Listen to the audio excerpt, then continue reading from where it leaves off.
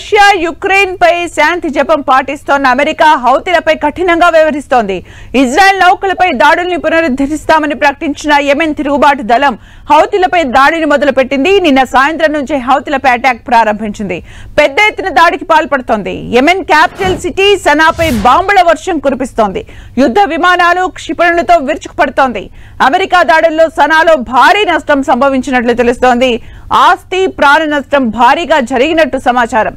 మిస్సైళ్ల దాడులతో సనా సిటీలో పెద్ద ఎత్తున మంటలు పొగలు ఎగిసిపడుతున్నాయి. ఎటు చూసినా భవనాలు కుప్పకూలిన దృశ్యాలు దర్శనమిస్తున్నాయి. ప్రముఖ కట్టడాలన్నీ ధ్వంసమైనట్లు తెలుస్తోంది.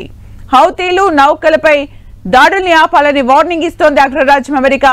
నౌకలపై దాడుల్ని ఆపకపోతే వారిపై విధ్వంసకరంగా విరుచుకుపడతామని 3 రోజుల ముందే ప్రకటించింది అమెరికా.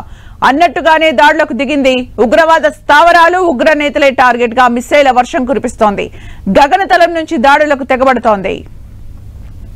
మన నౌకా స్థావరాలు, వాయు స్థావరాలు, నౌకా దళాలను పరిరక్షించుకునేందుకు అమెరికా యుద్ధ వీరులు పాటుపడుతున్నారని అన్నారు ట్రంప్.